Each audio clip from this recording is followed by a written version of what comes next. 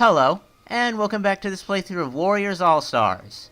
I am Scutlist, and for this episode, we'll just be seeing how good of an idea it is to take a level 20 Tokutsugu and do a battle that has a recommended level of 42.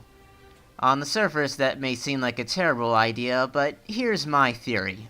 Character level does not amount to a whole lot in this game. All you really need to do is get to level 20 to unlock a character's full moveset. What really matters is your in-battle brave level. But we'll just see how right I am about that. Let's get started.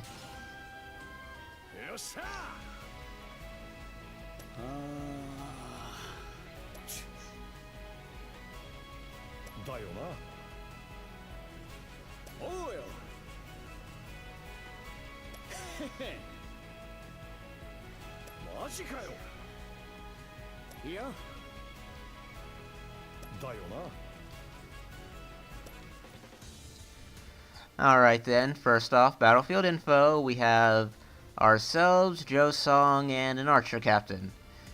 For our enemies, we have some of the other characters in our army and a slew of generics. Okay, let's get started. Now then, Tokutsugu's moveset,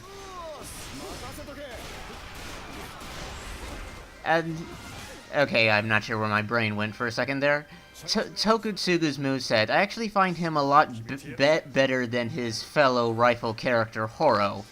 Horo's problem is that she doesn't move around a whole lot during her normal combos, so the enemies can interrupt her very easily.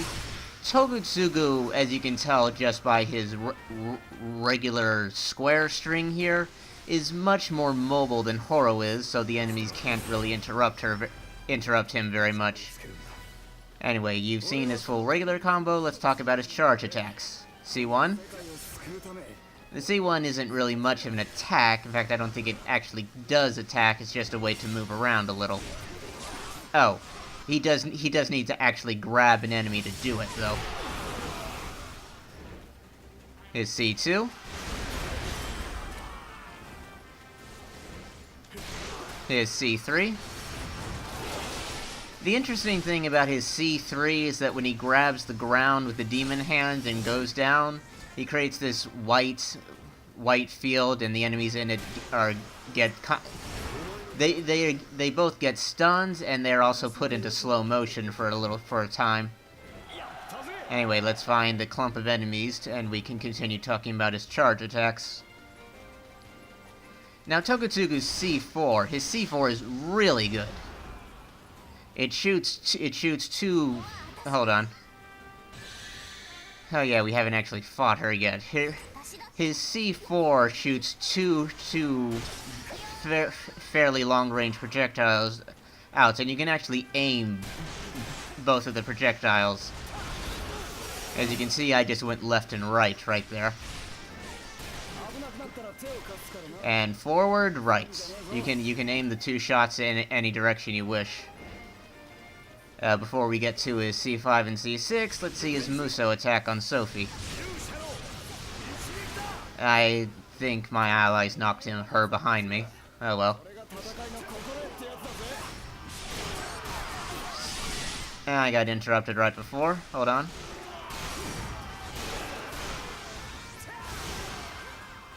Okay, that was his C6, my bad. C5. And let's show his C6 again. What the heck hit me? I need a heal.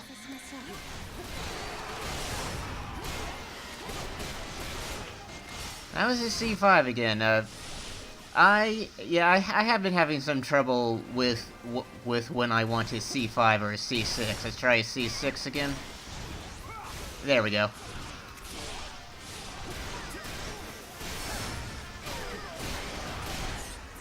But anyway, that's Tokutsugu's moveset. Other than the problem with trying to trigger his C5 and C6, I find him a pretty good character.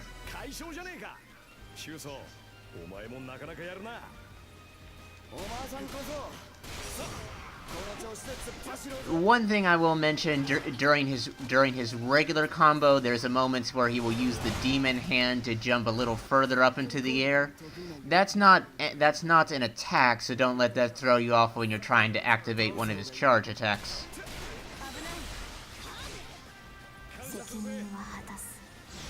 I do not appreciate you archers interrupting me.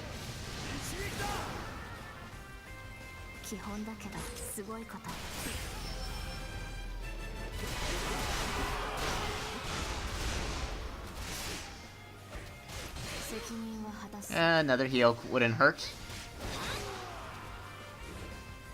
Regardless of my theory about character level maybe not mattering too much, I still took precautions with my support abilities. I have Yuenji and Plokta, who are both healers, Oka, who can briefly turn you invincible, and Mitsunari, who can free me from negative status effects.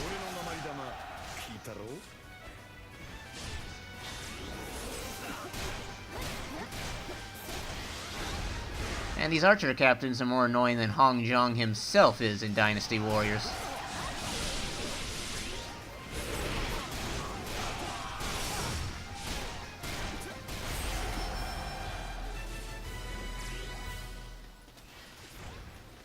Alright, and Horo's over here.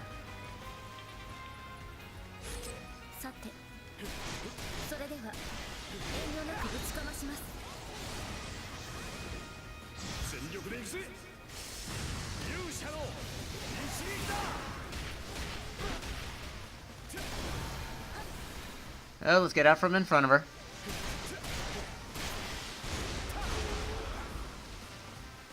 You know, with the special abilities enemy officers can do, it almost feels like Koei Tecmo was taking notes of how people play the Warriors games, such as using abusing the invincibility of Musos to get out of tight spots. Because I swear the enemies only use their special abilities in this game when either you're in the middle of comboing them or when you're about to start hitting them real hard.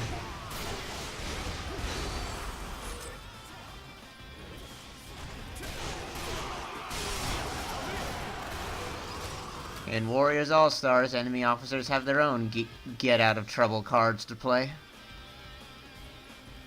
Anyway, I guess we can just continue down to this base with a mission flag on it. Whoa, messengers?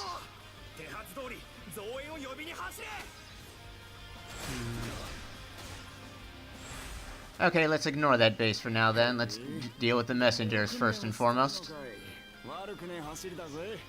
Oh, that messenger is going this way. Oh, now I see the point they're trying to get to. They're going to the middle of the map.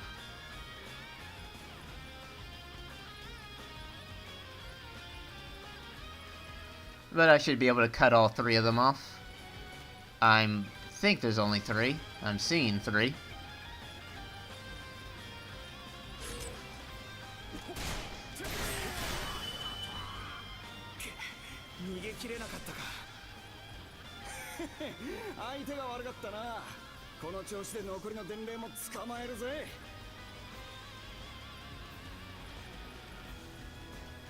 I would have appreciated Joe Song's support ability here, but he can't be a support character in our team for this battle.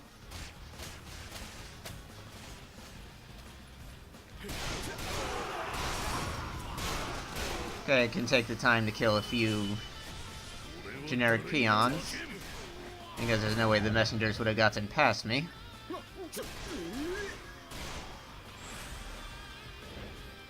Fencer attack unit. Okay, and based on the dot... Okay, they were dots before they were exclamation points, but based on that, they are other player characters.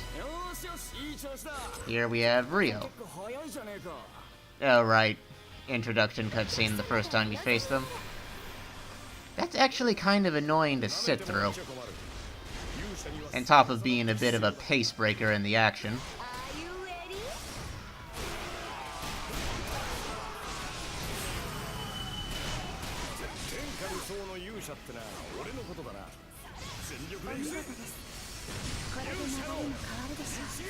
And it seems she blocked it.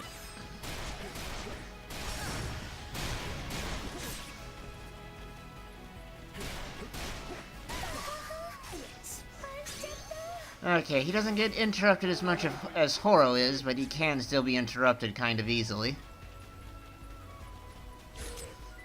Oh, and with 1000 KOs, we can rush again. Let's do that just for the heck of it.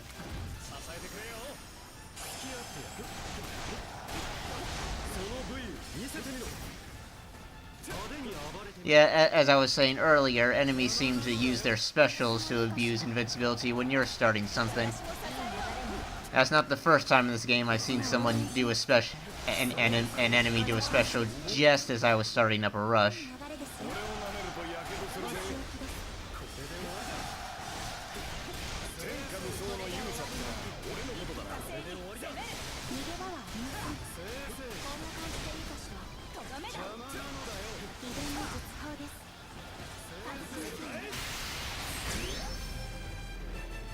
Yeah, I'm not sure if I talked about it earlier in this playthrough, but when you start a battle, you can do a rush, and you can also do a rush again if you get 1000 KOs.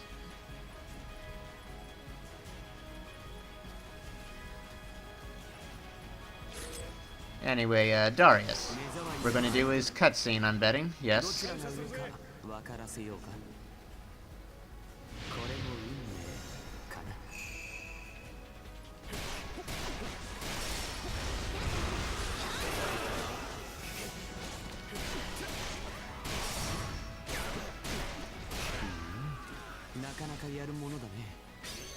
That takes care of that. Any new objectives to show up?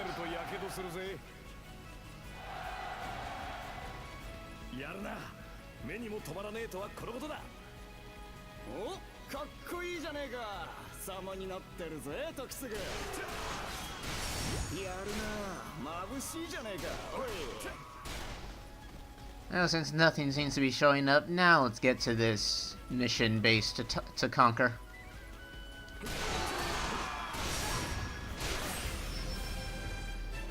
And now we have Max Musobar and the Max 10 Brave.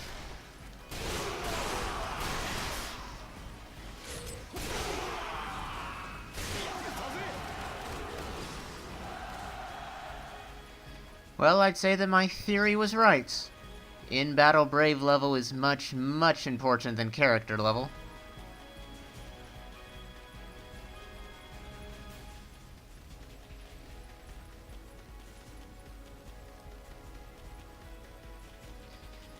Anyway, we can disregard this base and just go straight for the exclamation points. Which I'm going to assume will be Zhao Yun.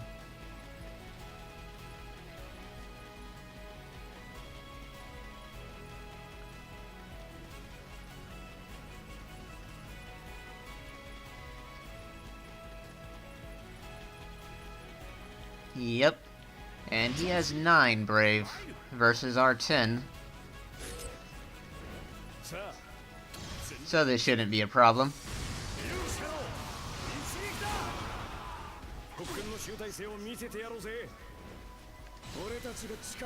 Whoa. Out of his way. What the heck hit me there?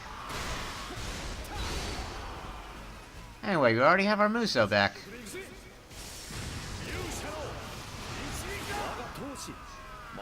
And, hold on, I can't attack. That's the end of that.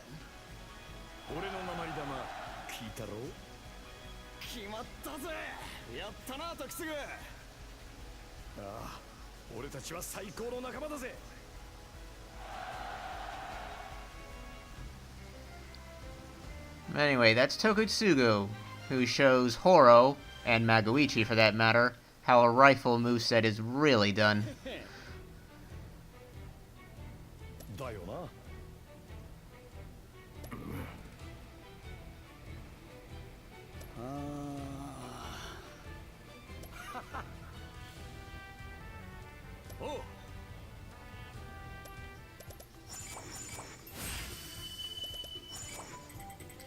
Yeah, it looks like I could have done a bit better with clear time, but whatever.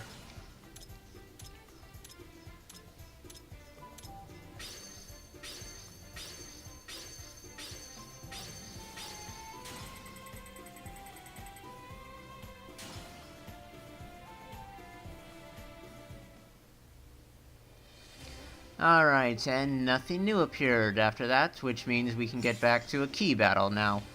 Or we could do... nah, maybe some other time. So next episode, either a shocking truth, or... wasn't there 3 or... no, there were 2 down here. A shocking truth, or facing new challenges, or truth and memories.